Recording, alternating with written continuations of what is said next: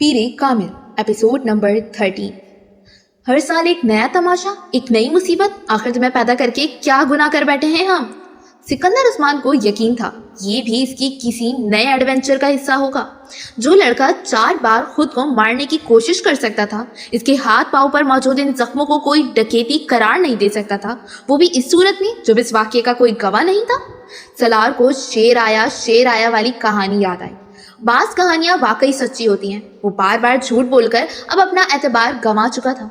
शायद वो सब कुछ ही गंवा चुका था, अपनी इज्जत, खुद एतमादी, गरूर, फखर, हर चीज। वो किसी पाताल में पहुंच गया था।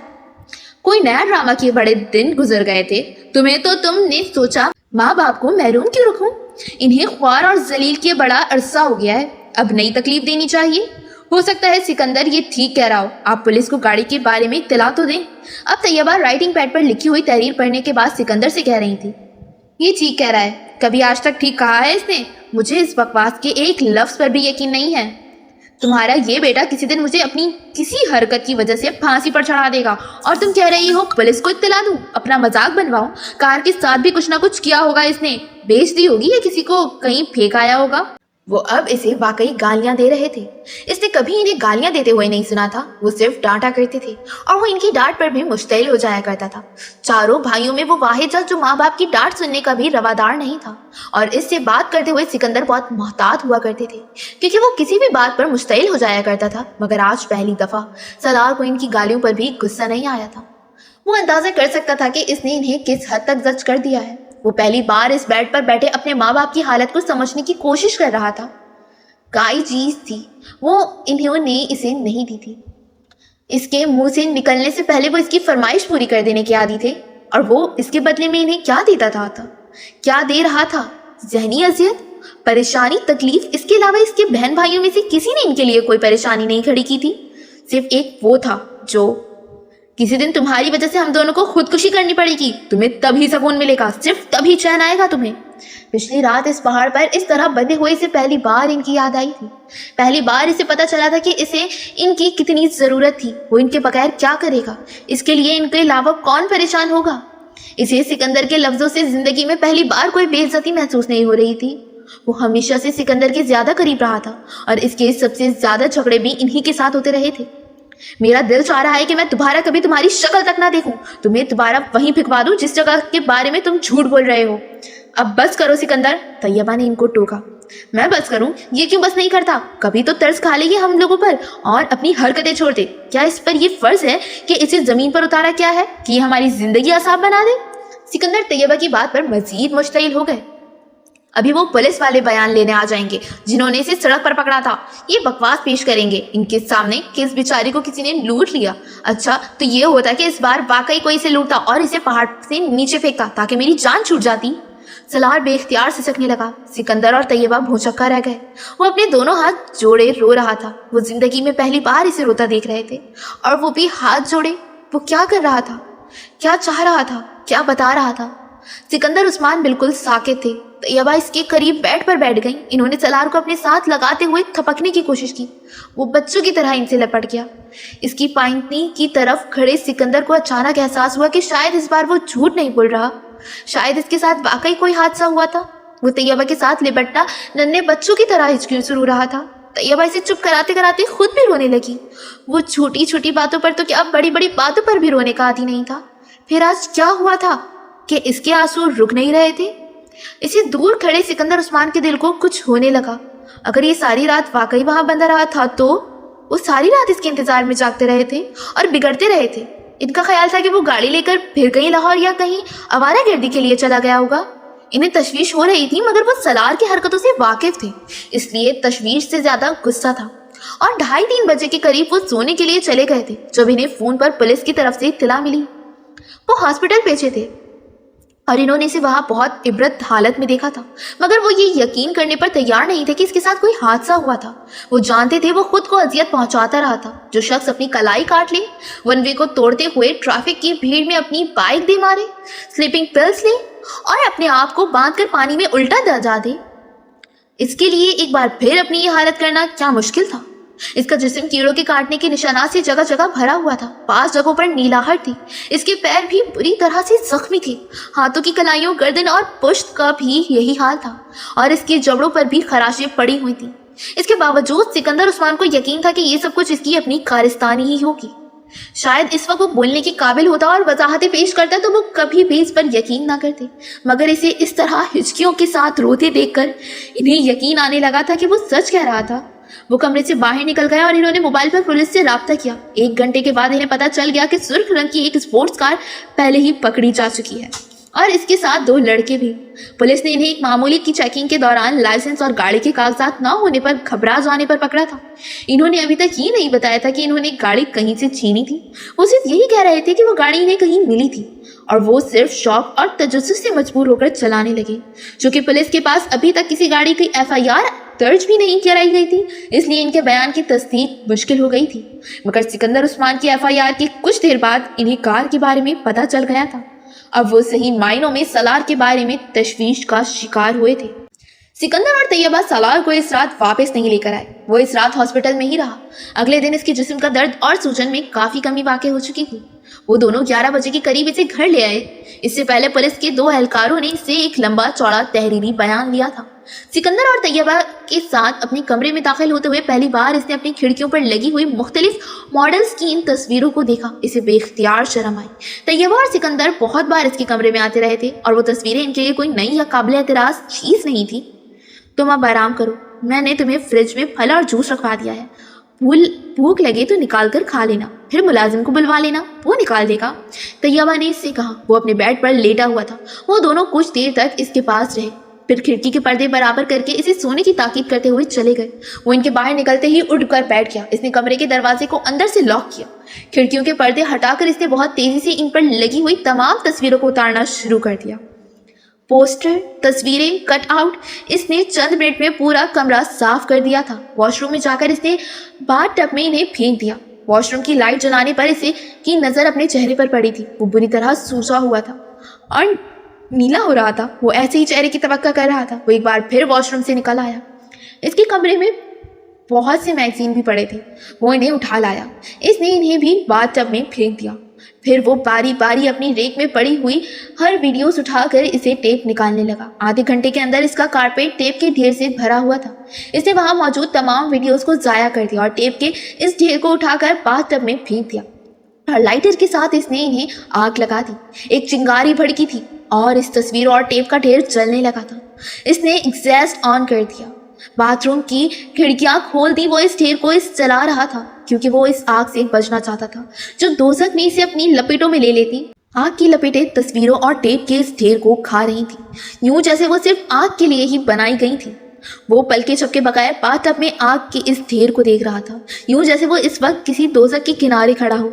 एक रात पहले इस पहाड़ पर इस हालत में इस्लामाबाद की रोशनियों को देखते हुए इसने सोचा था कि वो इसकी जिंदगी की आखिरी रात थी और वो इसके बाद दोबारा कभी इन रोशनियों को नहीं देख सकेगा। इसने हजियाती हालत में गला फाड़ कर चीखते हुए बार बार कहा था, एक बार, सिर्फ एक बार मुझे एक मौका दे दें, सिर्फ एक मौका। मैं दोबारा गुनाह के पास तक नहीं जाऊंगा, मैं कभी गुनाह के पास नहीं जाऊंगा। इसे ये मौका दे दिया गया था। अब इस वादे को पूरा करने का वक्त आ गया था। आग ने इन सब कागजों को राख बना दिया गया था। जब आग बुझ गई तो इसने पानी खोलकर पाइप के साथ इस राख को बहाना शुरू कर दिया। सलार पलटकर दोबारा वॉश बेसिन के सामने आकर खड़ा हो गया। इसके गले में मौजूद सोने की चेन को वो लोग उतार कर ले गए थे, मगर इसके कान की लौ में मौजूद डायमंड टॉप्स वहीं था। वो प्लैटिनियम में जुड़ा हुआ था और वो इन लोगों ने इस पर कोई तवज्जो नहीं दी थी। शायद इनका ख्याल होगा कि वो कोई मामूली पत्थर या फिर जरकून होगा, या फिर शायद इसके लंबे खुले बालों की वजह से इनके कान की लौ छुपी रही थी। वो कुछ देर आईने में खुद को देखता रहा। फिर इसने कान की लौ में मौजूद टॉप्स उठाकर वॉश बेसिन के पास रख दिया। शेविंग कट में मौजूद क्लिपर ने इसने निकाला और अपने बाल काटने लगा। बड़ी बेरहमी और बेदर्दी के साथ वॉश बेसिन में बहता हुआ पानी इन बालों को अपने साथ बहा कर ले जा रहा था। रेजर निकालकर इसने शेव करनी शुरू की। वो जैसे अपनी तमाम निशानियों से पीछा छुड़ा रहा था। शेव करने के बाद इसने अपने कपड़े निकाले और अपने हाथों पर बंधी पट्टियां खोली और शावर के नीचे जा खड़ा होगा। वो पूरा 1 घंटा अपने पूरे जिस्म के एक एक हिस्से को कलमा पढ़ पढ़ कर साफ करता रहा, यूं जैसे वो आज पहली बार इस्लाम से मुतारिफ हुआ हो, पहली बार मुसलमान हुआ हो। वॉश रूम से बाहर आकर इसने फ्रिज में रखे सेब के चंद टुकड़े खाए और फिर सोने के लिए लेट गया। दोबारा इसकी आंख अलार्म से खुली जिसे इसने सोने से पहले लगाया था। 2 बज रहे थे। माय गॉड सलार, ये अपने बालों को क्या किया तुमने? तैयबा इसे देखते ही कुछ देर के लिए भूल गई कि वो बोलने के काबिल नहीं था। सलार ने अपनी जेब से एक कागज निकालकर इनके सामने किया। मैं मार्केट जाना चाहता हूँ, इस पर लिखा हुआ था। किस लिए? तैयबा ने इसे हैरानी से देखा। तुम अभी ठीक नहीं हुए हो, कुछ घंटे हुए हैं तुम्हें हॉस्पिटल से आए और तुम एक बार फिर आवारागर्दी के लिए निकलना चाहते हो? तैयबा ने इसे कदरे नरम आवाज में झड़का। मम्मी, मैं कुछ किताबें खरीदना चाहता हूँ। सलार ने एक बार फिर कागज पर लिखा। मैं आवारागर्दी करने के लिए नहीं जा रहा। तैयबा कुछ देर इसे देखती रही। तुम ड्राइवर के साथ चले जाओ। सलार ने सर हिला दिया। वो जिस वक्त मार्केट की पार्किंग में गाड़ी से उतरा शाम हो चुकी थी। मार्केट की रोशनियां वहां जैसे रंग और नूर का एक सैलाब ले आई थी। वो जगह जगह फिरते लड़के लड़कियों को देख सकता था, मगरिबी मलबूसात में मलबूस बेफिक्री और लापरवाही से कहके लगाते हुए। इसी जिंदगी में पहली बार इस जगह से वहशत हुई थी, वही वहशत जो वो उड़ता लेस घंटे पहले मारगिला की इन पहाड़ियों पर महसूस करता रहा था। वो इन्हीं लड़कों में से एक था, लड़कियों से छेड़छाड़ करने वाला, बुलंदो बाग कह के लगाने वाला, फजूल और बेहुदा बातें करने वाला। अपना सर नीचे किए वो किसी भी चीज पर ध्यान दिए बगैर सामने नजर आने वाली बुक शॉप में चला आया। अपनी जेब से कागज निकालकर इसने 2 दुकानदार को अपनी मतलूबा किताबों के बारे में बताया। वो कुरान पाक का एक तर्जुमा और नमाज के बारे में कुछ दूसरी किताबें खरीदना चाहता था। दुकानदार ने इसे हैरानी से देखा। वो सलार को अच्छी तरह जानता था। वो वहां से बहुत सी गैर मुल्की मैगजीन्स और सिटी शेल्डन और हिल वेल्डन समेत चंद दूसरे इंग्लिश नॉवेल्स लिखने वालों के हर नए नॉवल को खरीदने का आदी था। सलार इसकी नजरों का इस्ताजाब को समझता था। वो इसी नजरें मिलाने के बजाय सिर्फ काउंटर को देखता रहा। वो आदमी किसी सेल्समैन को हिदायत देता रहा। फिर इसने सलार से कहा, आप बड़े दिन बाद आए, कहीं गए हुए थे? स्टडीज के लिए बाहर। इसने सर हिलाते हुए सामने पड़े हुए कागज पर लिखा। और ये गले को क्या हुआ? बस ठीक नहीं है। इसने लिखा। सेल्समैन कुरान पाक का तर्जुमा और दूसरी मतलूबा किताबें ले आया। हाँ, ये इस्लामी किताबों का आजकल बड़ा ट्रेंड चला हुआ है, लोग बहुत पढ़ने लगे हैं। बड़ी अच्छी बात है, खास तौर पर बाहर जाकर तो जरूर पढ़ना चाहिए। दुकानदार ने बड़े कारोबारी अंदाज में मुस्कुराते हुए कहा। सलार ने कुछ नहीं कहा। वो अपने सामने पड़ी किताबों पर एक नजर दौड़ाने लगा। चंद लम्हों के बाद इसने दाएं हाथ कुरान पाक के तर्जुमे के साथ काउंटर पर खाली जगह पर शॉपकीपर के इसके सामने बहुत से नए मैगजीन रख दिए। किताबों को देखते देखते इसने चौंक कर सर उठा दिए। ये नए आए हैं, मैंने सोचा आपको दिखा दूं, हो सकता है आप खरीदना पसंद करें। सलार ने एक नजर कुरान पाक के तर्जुमे को देखा, दूसरी नजर चंद इंच दूर पड़े इन मैगजीन्स को देखा। गुस्से की एक लहर इसकी अंदर उठी थी। क्यों? वो नहीं जानता था। वो अपने बाएं हाथ से इन मैगजीन्स को उठाकर जितना दूर वो फेंक सकता था फेंक दिया। चंद लम्हों के लिए पूरी शॉप में खामोशी छा गई। सेल्समैन हल्का बक्का रह गया। बिल। सलार ने कागज पर घसीटना और सुर्ख चेहरे के साथ इस सेल्समैन की आंखों में सामने कागज को किया। सेल्समैन ने कुछ भी कहे बगैर अपने सामने पड़े कंप्यूटर पर इन किताबों का बिल बनाना शुरू कर दिया जो इसके सामने रखी थी। चंद मिनटों में सलार ने बिल अदा किया और किताबें उठाकर दरवाजे की तरफ बढ़ गया। इडियट। दुकान से बाहर निकलते हुए इसने काउंटर के पास खड़ी एक लड़की का तबसरा सुना। मुखातिब कौन था इसने मुड़कर देखने की जरूरत नहीं समझी। वो जानता था वो तबसरा इसी पर किया गया था। 2 हफ्ते बाद इसकी आवाज बहाल हो गई थी। अगरचे अभी इसकी आवाज बिल्कुल बैठी हुई थी, मगर वो बोलने के काबिल हो गया था और इन 2 हफ्तों में वो रूह की दरियाफ्त में मसरूफ रहा। वो जिंदगी में पहली बार ये काम कर रहा था। शायद जिंदगी में पहली बार इसे यह एहसास हुआ था कि रूह भी कोई वजूद रखती थी, और अगर रूह के साथ कोई मसला हो जाए तो वो जिंदगी में पहली बार खामोशी के लिए एक लंबे फेज में दाखिल हुआ था। बोलना नहीं, सुनना नहीं, सिर्फ सुनना भी बाज दफा बहुत अहम होता है। इसका अदराक इसे पहली बार हो रहा था। इसे जिंदगी में कभी रात से खौफ नहीं आया था। इस वाक़ये के बाद इसे रात से बेतहाशा खौफ आने लगा था। वो कमरे की लाइट ऑन करके सोता था। इसने पुलिस कस्टडी में इन दोनों लड़कों को पहचान लिया, मगर वो पुलिस के साथ इस जगह पर जाने के लिए तैयार नहीं हुआ जहां इस शाम वो इसे बांध कर छोड़ गए थे। वो दोबारा किसी जहनी दबाव का शिकार नहीं होना चाहता था। इसने जिंदगी में इससे पहले कभी इतनी बेख्वाब रात ही नहीं गुजारी थी, मगर अब ये हो रहा था कि वो स्लीपिंग पिल्स लिए बगैर सोने में कामयाब नहीं होता था, और बाज दफा जब वो स्लीपिंग पिल्स नहीं लेता तो वो सारी रात जागते हुए गुजार देता। इसने न्यू हेवन में भी ऐसे ही चंद हफ्ते गुजारे थे। इतनी ही तकलीफ था और अजियतनाक, मगर तब सिर्फ उलझन और इस्तिराब था, या शायद किसी हद तक पछतावा। मगर अब वो एक तीसरी कैफियत से गुजर रहा था, खौफ से। वो अंदाजा नहीं कर पा रहा था कि इस रात इसे किस चीज से ज्यादा खौफ आया था, मौत से, कब्र से, या फिर दोजख से। इमामा ने कहा था एक्सटेसी के बाद पेन होती है। मौत पेन थी। इसने कहा था पेन के बाद नथिंगनेस होगी। कब्र नथिंगनेस थी। इमामा ने कहा था नथिंगनेस के बाद हेल आ जाएगा। वो वहां तक पहुंचना नहीं चाहता था। वो इस एक्सटेसी से बचना चाहता था जो इसे पेन से हेल्थ का सफर करने पर मजबूर कर देती। अगर मुझे इन सब चीजों का पता नहीं था तो इमामा को कैसे पता था? वो मेरी ही उम्र की है, वो मेरे जैसे खानदान से ताल्लुक रखती है, फिर इसके पास इन सवालों के जवाब कैसे आ गए? वो हैरान होते हुए सोचने लगता। आसाइशें तो इसके पास भी वैसे ही थी जैसी मेरे पास थी। फिर इसमें और मुझ में क्या फर्क था? वो जिस मुकद्दमा फिक्र से थी वो कौन होते हैं और वो क्यों इस मुकद्दमा फिक्र से मुंसलिक रहना नहीं चाहती थी? इसने पहली बार इसके बारे में तफसीली तौर पर पढ़ा। इसकी उलझनों में इजाफा हुआ। खत्म नबूवत पर इख्तिलाफ क्या इतना अहम इशू है कि एक लड़की इस तरह अपना घर छोड़कर चली आए? मैंने हजरत से इसलिए शादी नहीं की क्योंकि वो खत्म नबूवत सल्लल्लाहु अलैहि वसल्लम पर यकीन नहीं रखता। तुम समझते हो मैं तुम्हारे जैसे इंसान के साथ जिंदगी गुजारने पर तैयार हो जाऊंगी? एक ऐसे शख्स के साथ जो खत्म नबूवत सल्लल्लाहु अलैहि वसल्लम पर यकीन रखता है और फिर भी गुनाह करता है, जो हर वो काम करता है जिससे मेरे पैगंबर सल्लल्लाहु अलैहि वसल्लम ने मना फरमाया। अगर मैं हजरत मोहम्मद मुस्तफ़ा सल्लल्लाहु अलैहि वसल्लम पर यकीन रखने वाले से शादी नहीं करूंगी तो मैं आप सल्लल्लाहु अलैहि वसल्लम की नाफरमानी करने वाले के साथ भी जिंदगी नहीं गुजारूंगी। इसी इमामा हाशिम का हर लफ्ज याद था। वो मफहूम पर पहली बार गौर कर रहा था। तुम ये बात नहीं समझोगे, इसने बहुत बार सलार से ये जुमला कहा था, इतनी बार कि वो इस जुमले से चिढ़ने लगा था। आखिर वो ये बात कहकर इस पर क्या जताना चाहती थी? ये कि वो कोई बहुत बड़ी स्कॉलर या पारसा थी और वो इससे कमतर? अब वो सोच रहा था वो बिल्कुल ठीक कहती थी। वो वाकई तब कुछ भी समझने के काबिल नहीं था।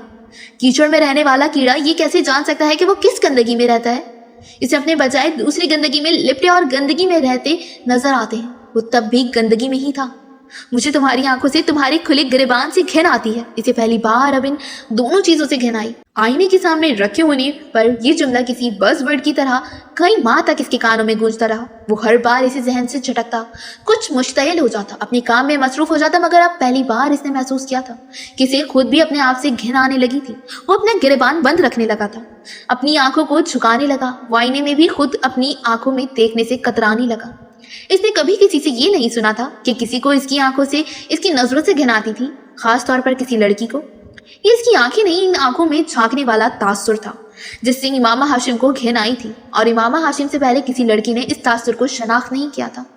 वो आंखों में आंखें डालकर बात करने वाली लड़कियों को कंपनी में रहता था और वो ऐसी ही लड़कियों को पसंद करता था। इमामा हाशिम ने कभी इसकी आंखों में आंखें डालकर बात नहीं की थी। वो इसके चेहरे को देखती और इसे अपनी तरफ देखते पाकर नजर हटा लेती या किसी और चीज को देखने लगती। सलार खुशफहमी में था कि इससे नजरें इसलिए चला रही है क्योंकि इसकी आंखें बहुत पुरकशिश थी। इसे पहली बार इसके मुंह से फोन पर यह सुनकर शौक लगा था कि इसे इसकी आंखों से घिन आती थी। आखिर रूह की खिड़कियां होती हैं। इसने कहीं पढ़ा था तो क्या मेरी आंखें मेरे अंदर छुपी गंदगी को दिखाना शुरू हो गई थी? इसे ताज्जुब नहीं हुआ। ऐसा ही था, मगर इस गंदगी को देखने के लिए सामने वाले का पाक होना जरूरी था और इमामा हाशिम पाक थी। आप अब मुझे कुछ भी ना समझाएं। आपको अब मुझसे कोई शिकायत नहीं होगी, सलार ने सिकंदर से आंखें मिलाए बगैर कहा। वो दोबारा येल जा रहा था और जाने से पहले सिकंदर ने हमेशा की तरह इसे समझाने की कोशिश की थी। वही पुरानी नसीहतें किसी मोहम सी आस और उम्मीद में एक बार फिर इसके कानों में ठूंसने लगी कोशिश। मगर इस बार इनके बात शुरू करते ही सलार ने इन्हें शायद जिंदगी में पहली दफा यकीन दहानी करवाई थी और जिंदगी में पहली बार सिकंदर उस्मान को इसके अल्फाज पर यकीन आया था। वो इस हादसे के बाद इसमें आने वाली तब्दीलियों को वाज़ेह तौर पर देख रहे थे। वो पहले वाला सलार नहीं रहा था, इसकी जिंदगी में ही तब्दील हो चुकी थी। इसका हुलिया, इसका अंदाज, सब कुछ इसके अंदर के शोले को जैसे किसी ने फूंक मारकर बुझा दिया था। सही हुआ था या गलत, ये तब्दीलियां अच्छी थी या बुरी, खुद सिकंदर उस्मान भी इस पर कोई राय देने के काबिल नहीं हुए थे। मगर इन्हें ये जरूर मालूम हो गया था कि इसमें कोई बहुत बड़ी तब्दीली आई थी। इन्हें ये अंदाजा नहीं हुआ था कि इसने जिंदगी में पहली बार चोट खाई थी और जिंदगी में पहली बार पढ़ने वाली चोट बड़ों बड़ों को रुला देती है। वो तो फिर 21-22 साल का लड़का था। जिंदगी में बाज़ दफा हमें पता नहीं चलता कि हम तारीकी से बाहर आए हैं या तारीकी में दाखिल हुए हैं। अंधेरे में सिमत का पता नहीं चलता, मगर आसमान और जमीन का पता जरूर चल जाता है, बल्कि बहरहाल में चलता है। सर उठाने पर आसमान ही होता है, सर झुकाने पर जमीन ही होती है। दिखाई दे न दे, मगर जिंदगी में सफर करने के लिए सिर्फ 4 समातों ही जरूरत पड़ती है, दाएं बाएं आगे पीछे। 5वीं सीन पैरों के नीचे होती है। वहाँ जमीन ना हो तो पाताल आ जाता है। पाताल में पहुँचने के बाद किसी सिमत की जरूरत नहीं पड़ती। 6ठी सिमत सर से ऊपर होती है, वहाँ जाया ही नहीं जा सकता, वहाँ अल्लाह होता है।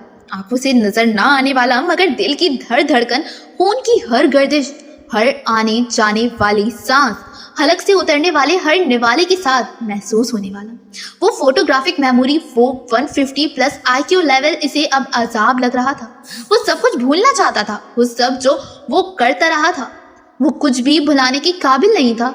कोई इससे इसकी तकलीफ पूछता। न्यू हेवन वापस आने के बाद इसने जिंदगी के एक नए सफर को शुरू किया। इस रात इस जंगल के हौलनाक अंधेरे और तन्हाई में इस दरख्त के साथ बंधे बिलखते हुए किए गए तमाम वादे इसे याद थे। वो सबसे बिल्कुल अलग थलग रहने लगा था, मामूली से राब्ते और ताल्लुक के बगैर।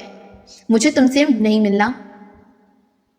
वो सबसे बिल्कुल अलग थलग रहने लगा था, मामूली से राब्ते और ताल्लुक के भी बगैर। मुझे तुमसे नहीं मिलना। वो साफ गो था हमेशा से ही, मगर इस हद तक हो जाएगा इसके साथियों में से किसी को भी तवक्का नहीं थी। चंद हफ्ते इसके बारे में इसका ग्रुप चहमगोइयां करता रहा, फिर ये चहमगोइयां एतराज़ात और तबसरों में तब्दील हो गईं, और इसके बाद तंजिया जुमलों और नापसंदीदगी में फिर सब अपनी अपनी जिंदगी में मसरूफ हो गए। सलार सिकंदर किसी की जिंदगी का मरकज और महवर नहीं था, ना दूसरा कोई इसकी जिंदगी का। इसने न्यू हेवन पहुंचने के बाद जो चंद काम किए थे, इसमें जलाल अंसर से मुलाकात की कोशिश भी की थी। वो पाकिस्तान से वापस आते हुए इसके घर से अमेरिका में इसका एड्रेस ले आया था। ये एक इत्तेफाक ही था कि इसका एक कज़न भी इसी हॉस्पिटल में काम कर रहा था। बाकी का काम बहुत आसान साबित हुआ, ज़रूरत से ज़्यादा आसान। वो इससे एक बार मिलकर माजरत करना चाहता था, इसे इन तमाम झूठों के बारे में बता देना चाहता था। वो इससे इमामा के बारे में और इमामा को इसके बारे में बोलता रहा। वो इन दोनों के ताल्लुक में अपने रोल के लिए शर्मिंदा था। वो इसकी तलाफी करना चाहता था। वो जलाल अंसर तक पहुंचना चाहता था। वो इमामा हाशिम तक पहुंचना चाहता था। वो जलाल अंसर के साथ हॉस्पिटल के कैफेटेरिया में बैठा हुआ था। जलाल अंसर के चेहरे पर बेहद संजीदगी थी। वो इसके माथे पर पड़े हुए बल इसकी नाराजगी को जाहिर कर रहे थे। सलार कुछ देर पहले ही वहां पहुंचा था और जलाल अंसर इसे वहां देखकर हक्का बक्का रह गया था। इसने जलाल अंसर से चंद मिनट मांगे थे। वो 2 घंटे इंतजार करवाने के बाद बिला आखिर कैफेटेरिया में आ गया था। सबसे पहले तो मैं ये जानना चाहूंगा कि तुमने मुझे ढूंढा कैसे। इसने आप जनाब के तमाम तकल्लुफात को बरतरफ रखते हुए टेबल पर बैठते ही सलार से कहा, ये अहम नहीं है, ये बहुत अहम है। अगर तुम वाकई चाहते हो कि मैं कुछ देर तुम्हारे साथ यहाँ गुजारूं तो मुझे पता होना चाहिए कि तुमने मुझे कैसे ढूंढा।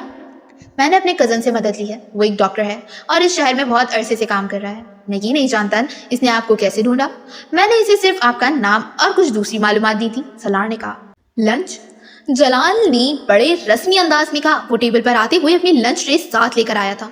नहीं, मैं नहीं खाऊंगा, सलार ने शुक्रिया के साथ माजरत कर ली। जलाल ने कंधे उचकाया और खाना शुरू कर दिया। किस मामले में बात करना चाहते थे तुम मुझसे? मैं आपको कुछ चंद हकाइक से आगाह करना चाहता था। जलाल ने अपनी भुएं उचकाई। हकाइक? मैं आपको ये बताना चाहता था, मैंने आपसे झूठ बोला था। मैं इमामा का दोस्त नहीं था, वो मेरे दोस्त की बहन थी, सिर्फ मेरी नेक्स्ट डोर नेबर।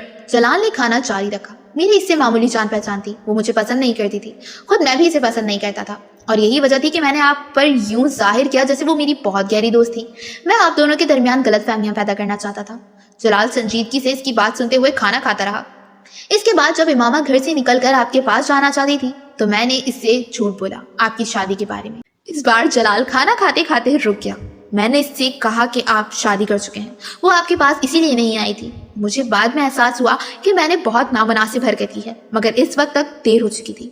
इमामा से मेरा कोई राब्ता नहीं था, मगर ये इत्तेफाक है कि आपसे मेरा राब्ता हो गया। मैं आपसे एक्सक्यूज करना चाहता हूँ। मैं तुम्हारी माजरत कबूल करता हूँ, मगर मैं नहीं समझता कि तुम्हारी वजह से मेरे और इमामा के दरमियान कोई गलतफहमी पैदा हुई है। मैं पहले ही इससे शादी ना करने का फैसला कर चुका था, जलाल ने बड़ी साफ गोई से कहा। वो आपसे बहुत मोहब्बत करती थी, सलार ने धीमी आवाज में कहा। हाँ मैं जानता हूँ, मगर शादी वगैरह में सिर्फ मोहब्बत नहीं देखी जाती, और भी बहुत कुछ देखा जाता है। जलाल बहुत हकीकत पसंद आना अंदाज में कह रहा था। जलाल, क्या ये मुमकिन नहीं है कि आप इससे शादी कर लें? पहली बात ये है कि मेरा इसके साथ कोई राब्ता नहीं है, और दूसरी बात ये कि मेरा इससे राब्ता हो तब भी मैं इसके साथ शादी नहीं कर सकता। इसको आपकी सहारे की जरूरत है, सलार ने कहा। मैं नहीं समझता कि इसे मेरे सहारे की जरूरत है।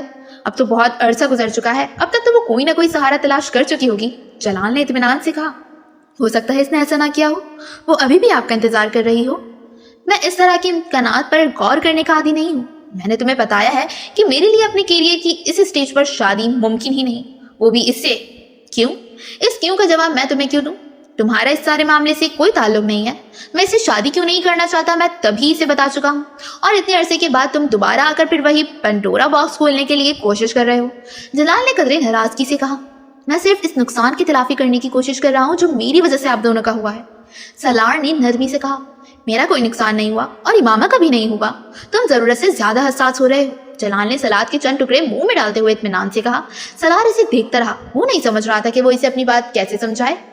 मैं इसको ढूंढने में आपकी मदद कर सकता हूँ, इसने कुछ देर बाद कहा, मगर मैं इसे ढूंढना नहीं चाहता। शादी मुझे इससे करनी नहीं, फिर ढूंढने का क्या फायदा। सलार ने एक गहरा सांस लिया। आप जानते हैं इसने किस लिए घर छोड़ा था? मेरे लिए बहरहाल नहीं छोड़ा था। जलाल ने बात काटी।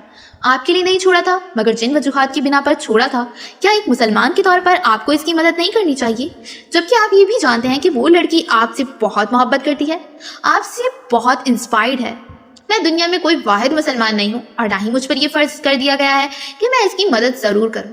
मेरी एक ही जिंदगी है और मैं इसे किसी दूसरे की वजह से तो खराब नहीं कर सकता। और फिर तुम भी मुसलमान हो, तुम क्यों नहीं करते इससे शादी? मैंने तो तब भी तुमसे कहा था तुम इससे शादी कर लो, तुम वैसे भी इसलिए नरम कोश रखते हो। जलाल अंसर ने कदरे चुपते हुए अंदाज में कहा। सलार इसे खामोशी से देखता रहा। वो इसे बता नहीं सकता था कि वो इससे शादी कर चुका है। शादी वो मुझे पसंद नहीं करती, इसने कहा। मैं इस सिलसिले में इसे समझा सकता हूँ, तुम मेरा इससे राब्ता करवा दो तो मैं इसे तुमसे शादी पर तैयार कर लूंगा। अच्छे आदमी हो तुम और खानदान वगैरह भी ठीक ही होगा तुम्हारा। कार तो 1.5 साल पहले भी बड़ी शानदार रखी हुई थी तुमने, इसका मतलब हर रुपया वगैरह होगा तुम्हारे पास। वैसे यहाँ किस लिए हो? MBA कर रहा हूँ। फिर तो कोई मसला ही नहीं, जॉब तुम्हें मिल जाएगी, रुपया वैसे भी तुम्हारे पास है, लड़कियों को और क्या चाहिए? इमामा तो वैसे भी तुम्हें जानती है। जलाल ने चुटकी बजाते मसला हल किया। सारा मसला तो इसी जानने ने पैदा किया है, वो मुझे जरूरत से ज्यादा जानती है। सलार ने जलाल को देखते हुए सोचा, वो आपसे मोहब्बत करती है। सलार ने जैसे इसे याद दिलाया, अब इसमें मेरा तो कोई कसूर नहीं, लड़कियां कुछ ज्यादा जज्बाती होती हैं इस मामले में। जलाल ने कदरे बेजारी से कहा, ये वन साइडेड लव अफेयर तो नहीं होगा, आप किसी न किसी हद तक इसमें इन्वॉल्व तो जरूर होंगी। सलार ने कदरे संजीदगी से कहा, हाँ थोड़ा बहुत इन्वॉल्व था, मगर वक्त और हालात के साथ साथ तरजीहात भी बदलती रहती हैं इंसान की।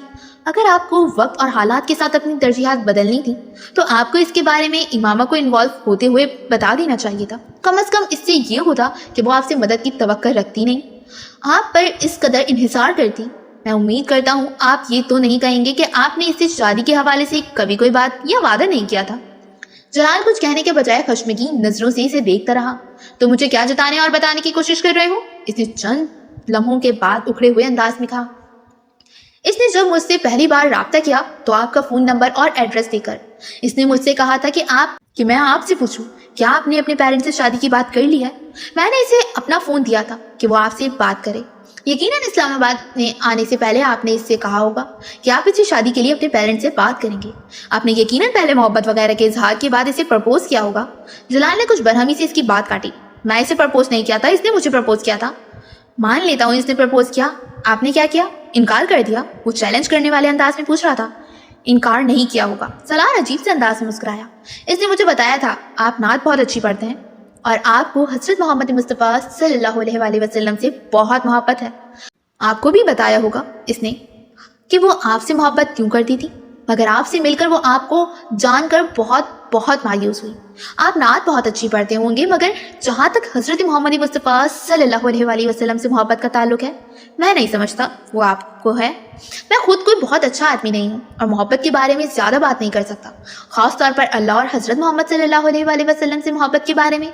मगर इतना ज़रूर जानता हूँ कि जो शख्स अल्लाह या इसके पैगम्बर सल्लल्लाहु अलैहि वसल्लम से मोहब्बत का दावा करता है या लोगों को इम्प्रेशन देता है, वो मदद के लिए फैले हुए हाथ को नहीं झटक सकता, ना ही वो किसी को धोखा और फरेब देगा। सलार उठकर खड़ा हो गया। और मैं तो आपसे रिक्वेस्ट कर रहा हूँ इसकी मदद के लिए। हो सकता है इसने भी 1.5 साल पहले की हो, फिर भी आपने इनकार पर मुसर हैं। मैं या कोई आपको मजबूर तो नहीं कर सकता, मगर आपसे मिलकर और आपसे बात करके मुझे बहुत मायूसी हुई। इसने अलविदाइया मुसाफे के लिए जलाल की तरफ हाथ बढ़ाया। जलाल ने अपना हाथ नहीं बढ़ाया, वो तनफ्फुर भरे अंदाज में माथे पर बल लिए इसे देखता रहा। खुदा हाफिज।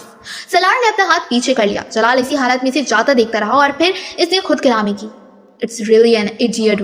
जलाल अंसर से मुलाकात के बाद वो अपने एहसासात को कोई नाम देने में नाकाम हो रहा था। क्या इसे अपने पछतावे से आज़ाद हो जाना चाहिए? क्योंकि जलाल ने ये कहा था कि सलार बीच में ना आता तो भी वो इमामा से शादी नहीं करता, और जलाल अंसर से बात करने के बाद इसे ये अंदाज़ा हो गया कि इमामा के लिए इसके एहसासात में कोई गहराई नहीं थी। मगर ये शायद इसके लिए बहुत से नए सवालात पैदा कर रहा था। वो जलाल से आज मिला था, 1.5 साल पहले इसने जलाल के साथ इस तरह बात की होती तो शायद इस पर होने वाला असर मुख्तलिफ होता। तब इमामा के लिए इसके एहसास का पैमाना मुख्तलिफ होता और शायद 1.5 साल पहले वो इमामा के बारे में इस बेहिसी का मुजाहिरा ना करता जिसका मुजाहिरा इसने आज किया था। वो एक जहनी रौ में अपने कंधों से बोझ हटा हुआ महसूस करता और अगली जहनी रौ इसे फिर उलझन का शिकार कर देती। MBA का दूसरा साल बहुत पुरसुकून गुजरा था। पढ़ाई के अलावा इसकी ज़िंदगी में और कोई सरगर्मी नहीं रही थी। वो गेम्स पर सिर्फ डिस्कशंस में ही अपने क्लास फेलोज के साथ गुफ्तगू करता या फिर ग्रुप प्रोजेक्ट्स के सिलसिले में इसके साथ वक्त गुजारता। बाकी का सारा वक्त वो लाइब्रेरी में गुजार देता। वीकेंड पर इसकी वाहिद सरगर्मी इस्लामिक सेंटर जाना था जहाँ वो एक अरब से कुरान पाक की तिलावत करना सीख रहा था। फिर वो कुरान पाक के इन अस्बाक को दोहराया करता था। फिर इसी अरब से इसने अरबी ज़बान सीखना शुरू कर दी। खालिद अब्दुल रहमान नामी वो अरब बुनियादी तौर पर एक मेडिकल टेक्नीशियन था और एक हॉस्पिटल से वाबस्ता था। वो वीकेंड पर वहाँ आकर अरबी ज़बान और कुरान पाक की क्लासेस लिया करता था। वो इस काम का कोई मुआवजा नहीं लिया करता था, बल्कि इस्लामिक सेंटर की लाइब्रेरी में मौजूद किताबों की एक बड़ी तादाद भी इसी के दोस्तों और रिश्तेदारों की तरफ से अतिया की गई थी। कुरान पाक की इन्हीं क्लासेस के दौरान एक दिन इसने सलार से कहा, तुम कुरान पाक हिफ्ज़ क्यों नहीं करते? सलार इस तशरीफ़नुमा सवाल पर कुछ देर हैरानी से इसका मुंह देखने लगा। मैं कैसे कर सकता हूँ? क्यों, तुम क्यों नहीं कर सकते? खालिद ने जवाबन इससे पूछा। ये बहुत मुश्किल है और फिर मेरे जैसा आदमी। नहीं, मैं नहीं कर सकता। सलार ने चंद लम्हों के बाद कहा, तुम्हारा ज़हन बहुत अच्छा है, बल्कि मैं अगर ये कहूँ कि मैंने अपनी आज तक की ज़िंदगी में तुमसे ज़्यादा ज़हीन आदमी नहीं देखा। जितनी तेज़ रफ्तारी से तुमने इतने मुख्तसर अरसे में अपनी छोटी बड़ी सूरतें याद की हैं, कोई और नहीं कर सकता। और जितनी तेज़ रफ्तारी से तुम अरबी सीख रहे हो, मैं इस पर भी हैरान हूँ। जब जहन इस कदर जरखेज़ हो और दुनिया की हर चीज़ सीख लेने और याद रखने की ख्वाहिश हो, तो कुरान पाक क्यों नहीं? तुम्हारे जहन पर अल्लाह ताला का भी हक है। खालिद ने कहा, आप मेरी बात नहीं समझे। मुझे सीखने पर कोई एतराज़ नहीं, मगर ये बहुत मुश्किल है। मैं इस उम्र में ये नहीं सीख सकता, सलार ने वजाहत की। जबकि मेरा ख्याल है कि तुम्हें कुरान पाक हिफ्ज़ करने में बहुत आसानी होगी। तुम एक बार इसे हफ्ज़ करना तो शुरू करो। मैं किसी और के बारे में तो ये दावा ना करता, मगर तुम्हारे बारे में मैं दावा ज़रूर कह सकता हूँ कि तुम ना सिर्फ बहुत आसानी से इसे हिफ्ज़ कर लोगे, बल्कि बहुत कम अरसे में। सलार ने इस दिन इस मौजू के बारे में मज़ीद कोई बात नहीं की, मगर इस रात अपने अपार्टमेंट पर वापस आने के बाद वो खालिद अब्दुल रहमान की बातों के बारे में भी सोचता रहा। इसका ख्याल था कि खालिद अब्दुल रहमान दोबारा इसके बारे में इससे बात नहीं करेगा, मगर अगले हफ्ते खालिद अब्दुल रहमान ने एक बार फिर इससे यही सवाल किया। सलार बहुत देर चुपचाप इसे देखता रहा। फिर इसने मध्यम आवाज़ में खालिद से कहा, मुझे खौफ आता है। किस चीज़ से? कुरान पाक हिफ्ज़ करने से। खालिद ने कदरे हैरानी से पूछा। सलार ने सर अतबाक में हिलाया। क्यों? वो बहुत देर खामोश रहा। फिर कारपेट पर अपनी उंगली से लकीरें खींचते हुए और इन्हें देखते हुए इसने खालिद से कहा, मैं बहुत गुनाह कर चुका हूँ, इतने गुनाह कि मुझे इन्हें गिनना भी मुश्किल हो जाएगा। सगीरा कबीरा हर गुनाह जो इंसान सोच सकता है या कर सकता है। मैं इस किताब को अपने सीने या जहन में महफूज करने का भी सोच नहीं सकता। मेरा सीना और जहन पाक तो नहीं है। मेरे जैसे लोग इसे हिफ्ज़ करने के लायक नहीं होते। मैं तो ऐसा सोच भी नहीं सकता। इसकी आवाज़ भराई गई। खालिद कुछ देर खामोश रहा। फिर इसने कहा, अभी भी गुनाह करते हो? सलार ने नफ़ी में सर हिलाया। तो फिर किस चीज़ का खौफ है तुम? अगर कुरान पाक की तिलावत कर सकते हो अपने इन सारे गुनाहों के बावजूद, तो फिर इसे हिफ्ज़ भी कर सकते हो। और फिर तुमने गुनाह किए, मगर तुम अब गुनाह नहीं करते, ये काफ़ी है। अगर अल्लाह ताला ये नहीं चाहेगा कि तुम इसे हिफ्ज़ करो, तो तुम इसे हिफ्ज़ नहीं कर सकोगे, चाहे तुम लाख कोशिश कर लो। और अगर तुम खुशकिस्मत हुए तो तुम इसे हिफ्ज़ कर लोगे। खालिद ने चुटकी बजाते हुए जैसे ये मसला ही हल कर दिया। सलार इस रात जागता रहा। आधी रात के बाद इसने पहला पारा खोलकर कांपते हाथों और जबान के साथ हिफ्ज़ करना शुरू किया। इसे हिफ्ज़ करते हुए एहसास होने लगा कि खालिद अब्दुल रहमान ठीक कहता था। इसे कुरान पाक का बहुत सा हिस्सा पहले से ही याद था।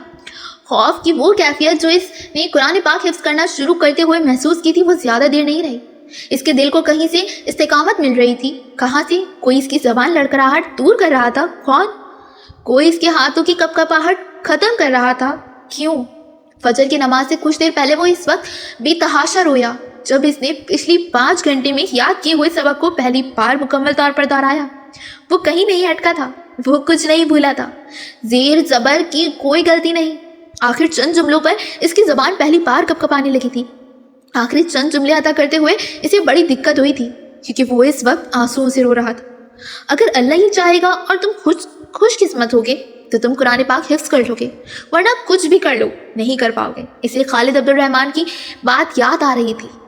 फजर की नमाज अदा करने के बाद इसने कैसेट पर अपनी ज़िंदगी की इस पहले सबक को रिकॉर्ड किया था। एक बार फिर इसे किसी दिक्कत का सामना नहीं करना पड़ा था।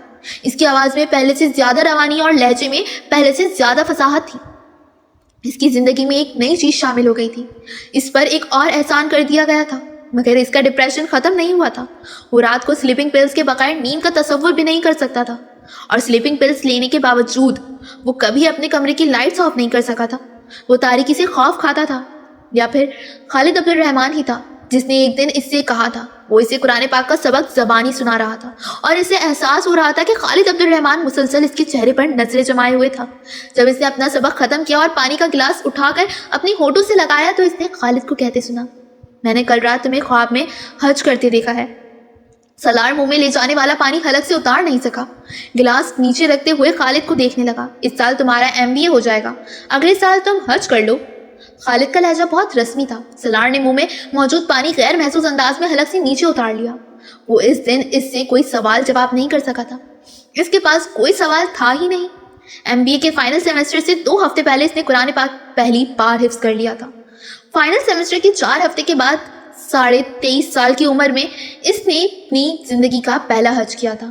وہاں جاتے ہوئے، وہاں سے آتے ہوئے اس کے دل و دماغ میں کچھ بھی نہیں تھا، کوئی تکبر، کوئی تفخر، کوئی رشک، کچھ بھی نہیں۔ اس کے ساتھ پاکستانی کیمپ میں ساتھ جانے والے شاید وہ لوگ ہوں گے جو خوش قسمت ہوں گے، انہیں ان کی نیکیوں کے عوض وہاں بلایا گیا تھا۔ وہ قرآن پاک حفظ نہ کر رہا ہوتا تو حج کرنے کا سوچتا بھی نہیں۔ جو شخص حرم شریف سے دور اللہ کا سامنا کرنے کی ہمت نہ رکھتا ہو، اس سے یہ توقع رکھنا کہ وہ کعبے کے سامنے پہنچ کر اللہ کا سامنا کر لے گا۔ وہ ہر جگہ جانے کو تیار ہو جاتا مگر خانہ کعبہ جانے کی جرت نہیں کر سکتا تھا۔ مگر خالد عبد الرحمان کے ایک بار کہنے پر اس نے جیسے گھٹنے ٹیکتے ہوئے حج پر جانے کے پیپرز جمع کروا دیے تھے۔ لوگوں کو حج پر جانے کا موقع تب ملتا جب ان کے پاس گناہ نہیں ہوتے، نیکیوں کا ہی انبار ہوتا۔ سالار سکندر کو یہ موقع تب ملا جب اس کے پاس گناہوں کے علاوہ کچھ بھی نہیں تھا۔ ہاں ٹھیک ہے، اگر میں گناہ کرنے سے خوف نہیں کھاتا رہا تو پھر اب مجھے اللہ کے سامنے جانے اور معذرت کرنے سے بھی خوف نہیں کھانا چاہیے۔ صرف یہی ہے، نہ کہ میں وہاں سر نہیں اٹھا سکوں گا، نظریں اوپر نہیں کر سکوں گا، منہ سے معافی کے علاوہ اور کوئی لفظ نہیں نکال سکوں گا تو ٹھیک ہے، مجھے یہ سزا بھی ملنی چاہیے۔ میں تو اس سے زیادہ شرمندگی اور بے عزتی کا مستحق ہوں۔ ہر بار حج پر کوئی نہ کوئی شخص ایسا آتا ہوگا جس کے پاس گناہ کے علاوہ اور کچھ نہیں ہوگا۔ اس بار وہ شخص میں صحیح، سالار سکندر ہی صحیح۔ اس نے سوچا تھا گناہ کا بوجھ کیا ہوتا ہے، اور آدمی اپنے گناہ کے بوجھ کو کس طرح قیامت کے دن اپنی بوجھ سے تار پھینکنا چاہے گا، کس طرح اس سے دور بھاگنا چاہے گا، کس طرح اسے دوسرے کے کندھے پر ڈالنا چاہے گا۔ یہ اس کی سمجھ میں حرم شریف میں پہنچ کر ہی آیا تھا۔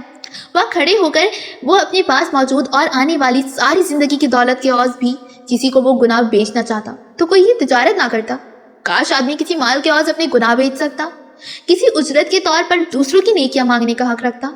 لاکھوں لوگوں کے اس ہجوم میں 2 سفید چادریں اوڑھے کون جانتا تھا سالار کون تھا، اس کا IQ لیول کیا تھا، کسے پرواہ تھی، اس کے پاس کون سی اور کہاں کی ڈگری تھی، کسے ہوش تھا، اس نے زندگی کے میدان میں کتنی تعلیمی ریکارڈ توڑے اور بنائے تھے، کسے خبر تھی۔ وہ اپنے ذہن سے کون سے میدان تسخیر کرنے والا تھا، کون رشک کرنے والا تھا۔ وہ وہاں اس ہجوم میں ٹھوکر کھا کر گرتا، بھگدڑ میں روندا جاتا۔ اس کے اوپر سے گزرنے والی خلقت میں سے کوئی بھی یہ نہیں سوچتا کہ انہوں نے کیسے دماغ کو کھو دیا تھا، کس IQ لیول کے نایاب آدمی کو کس طرح ختم کر دیا تھا۔ اسے دنیا میں اپنی اوقات، اپنی اہمیت کا پتہ چل گیا تھا۔ اگر کچھ مغالطہ رہ بھی گیا تھا تو اب ختم ہو گیا تھا، اگر کچھ شبہ باقی تھا تو اب دور ہو گیا تھا۔ فخر، تکبر، رشک، انا، خود پسندی، خود ستائشی کے ہر بچے ہوئے ٹکڑے کو نچوڑ کر اس کے اندر سے پھینک دیا گیا تھا۔ وہ انہی علائشوں کو دور کروانے کے لیے وہاں آیا تھا۔ MBA میں اس کی شاندار کامیابی کسی کے لیے بھی حیران کن نہیں تھی۔ اس کے ڈپارٹمنٹ میں ہر ایک کو پہلے سے ہی اس کا اندازہ تھا۔ اس کے اور اس کی کلاس فیلوز کے پروجیکٹس اور اسائنمنٹ میں اتنا فرق ہوتا تھا کہ اس کے پروفیسرز کو یہ ماننے کی کوئی آڑ نہیں تھی کہ وہ مقابلے کے اس دور میں 10 گز آگے دوڑ رہا تھا، اور MBA کے دوسرے سال میں اس نے اس فاصلے کو اور بڑھا دیا تھا۔ اس نے انٹرن شپ کے اقوام متحدہ کے ایک ایجنسی میں کی تھی، اور اس کا MBA مکمل ہونے سے پہلے ہی اس ایجنسی کے علاوہ اس کے پاس 7 مختلف ملٹی نیشنل کمپنیز کی طرف سے آفرز موجود تھی۔ تم اب آگے کیا کرنا چاہتے ہو؟ اس کے رزلٹ کے متعلق جاننے کے بعد سکندر عثمان اپنے پاس بلا کر پوچھا تھا۔ میں واپس امریکہ جا رہا ہوں، میں یونائٹڈ نیشنز کے ساتھ ہی کام کرنا چاہتا ہوں، لیکن میں چاہتا ہوں کہ تم اپنا بزنس شروع کرو یا میرے بزنس میں شامل ہو جاؤ۔ سکندر عثمان نے اس سے کہا، پاپا میں بزنس نہیں کر سکتا، بزنس والا ٹیمپرامنٹ نہیں ہے میرا، میں جاب کرنا چاہتا ہوں اور میں پاکستان میں رہنا بھی نہیں چاہتا۔ سکندر عثمان حیران ہوئے، تم نے پہلے کبھی نہیں ذکر کیا کہ تم پاکستان میں رہنا نہیں چاہتے، تم مستقل طور پر امریکہ میں سیٹل ہونا چاہو۔ पहले मैंने अमेरिका में सेटल होने के बारे में नहीं सोचा था, लेकिन अब मैं वहीं रहना चाहता हूँ। क्यों? वो इनसे ये नहीं कहना चाहता था कि पाकिस्तान में इसका डिप्रेशन बढ़ जाता है। वो मुसलसल इमामा के बारे में सोचता रहता था। वहाँ हर चीज इसे इमामा की याद दिलाती थी। इसके पछतावे और एहसास जुर्म में इजाफा हो जाता था। मैं यहाँ एडजस्ट नहीं हो सकता। सिकंदर उस्मान कुछ देर से देखते रहे। हालांकि मेरा ख्याल है तुम एडजस्ट हो सकते हो। सलार जानता था इनका इशारा किस तरफ था, मगर वो खामोश रहा। जॉब करना चाहते हो? ठीक है, चंद साल जॉब कर लो, लेकिन इसके बाद आकर मेरे बिजनेस को देखो। ये सब कुछ मैं तुम लोगों के लिए ही स्टैब्लिश कर रहा हूँ, दूसरों के लिए नहीं। वो कुछ देर इसे समझाते रहे। सलार खामोशी से इनकी बातें सुनता रहा। एक हफ्ते के बाद वो दोबारा अमेरिका आ गया था और इसके चंद हफ्ते के बाद इसने यूनिसेफ में जॉब शुरू कर दी। वो न्यू हेवन से न्यूयॉर्क चला गया था। ये एक नई जिंदगी का आगाज था और वहां आने के चंद हफ्ते बाद इसे ये अंदाजा भी हो गया था कि वो कहीं फरार हासिल नहीं कर सकता था। वो इसे वहां भी यही इसी तरह याद आ रही थी। इसका एहसासी जुर्म वहां भी इसका साथ छोड़ने पर तैयार नहीं था। वो 16 साल से 18 घंटे तक काम करने लगा। वो एक दिन भी 3-4 घंटे से ज्यादा नहीं सोया और दिन रात की इस मसरूफियत ने इसे बड़ी हद तक नॉर्मल कर दिया था। अगर एक तरफ काम इसके अंबार ने इसके डिप्रेशन में कमी की थी, तो दूसरी तरफ वो अपने इरादों के नुमाया तरीन वर्कर्स में शुमार होने लगा था। यूनिसेफ के मुख्तलिफ प्रोजेक्ट्स के सिलसिले में वो एशिया, अफ्रीका और लातीनी अमेरिका के ममालिक जाने लगा। गुर्बत और बीमारी को वो पहली दफा अपनी आंखों से इतनी करीब से देख रहा था। रिपोर्ट्स और अखबारों में छपने वाले हकाइक में और इन हकाइक को अपनी तमाम हौलनाकी के साथ खुली आंख से देखने में बहुत फर्क होता है, और ये फर्क इसे इस जॉब में ही समझ आया था। हर रोज भूखे सोने वाले लोगों की तादाद करोड़ों में थी। हर रात पेट भरकर जरूरत से ज्यादा खा लेने वालों की तादाद भी करोड़ों में थी। सिर्फ 3 वक्त का खाना, सर पर छत और जिस्म पर लिबास भी कितनी बड़ी नेमत थी, इसे तब समझ में आया था। वो यूनिसेफ की टीम के साथ चार्टर्ड तैयारियों में सफर करते हुए अपनी जिंदगी के बारे में सोचता। इसने जिंदगी में ऐसे कौन से कारनामे अंजाम दिए थे कि इसे वो पर आसाइश जिंदगी दी गई थी जो वो गुजार रहा था, और इन लोगों से क्या गुनाह हुए थे कि वो जिंदगी की तमाम बुनियादी जरूरत से महरूम सिर्फ जिंदा रहने की ख्वाहिश में खुराक के इन पैकेट्स के पीछे भागते फिरते थे। वो सारी रात जाकर अपने इरादे में के लिए मुमकिन स्कैम्स और प्लान बनाता रहता। कहाँ खुराक की डिस्ट्रीब्यूशन कैसे हो सकती है, क्या बेहतरी लाई जा सकती है, कहाँ मजीद इमदाद की ज़रूरत है, किन इलाकों में किस तरह के प्रोजेक्ट्स दरकार थे। वो बाज़ दफ़ा उड़ता लेस घुटना बगैर सोए काम करता रहता। इसके बनाए हुए प्रपोजल्स और रिपोर्ट्स तकनीकी लिहाज से इतने मजबूत होते थे कि इनमें कोई खामी ढूंढना किसी के लिए मुमकिन नहीं रहता था, और इसकी ये खुसूसियात इसकी साख और नाम को और भी मुस्तहकम करती जा रही थी। अगर मुझे अल्लाह ने दूसरों से बेहतर ज़हन और सलाहियतें दी हैं, तो मुझे इन सलाहियतों को दूसरों के लिए इस्तेमाल करना चाहिए। इस तरह इस्तेमाल करना चाहिए कि मैं दूसरों की ज़िंदगी में ज़्यादा से ज़्यादा आसानी ला सकूँ, दूसरों की ज़िंदगी को बेहतर कर सकूँ। वो काम करते हुए इसके अलावा और कुछ नहीं सोचता था। यूनिसेफ के लिए काम करने के दौरान ही इसने एमफिल करने का सोचा था, और फिर इसने एमफिल में एडमिशन ले लिया था। इवनिंग क्लासेस को ज्वाइन करते हुए इसे कतई किसी किस्म का कोई शबा नहीं था कि वो अपने आप को एक बार फिर जरूरत से ज्यादा मसरूफ कर रहा था, मगर इसके पास इसके अलावा और कोई रास्ता नहीं था। काम इसका जुनून बन चुका था, या फिर इससे भी 2 कदम आगे बढ़कर एक मिशन।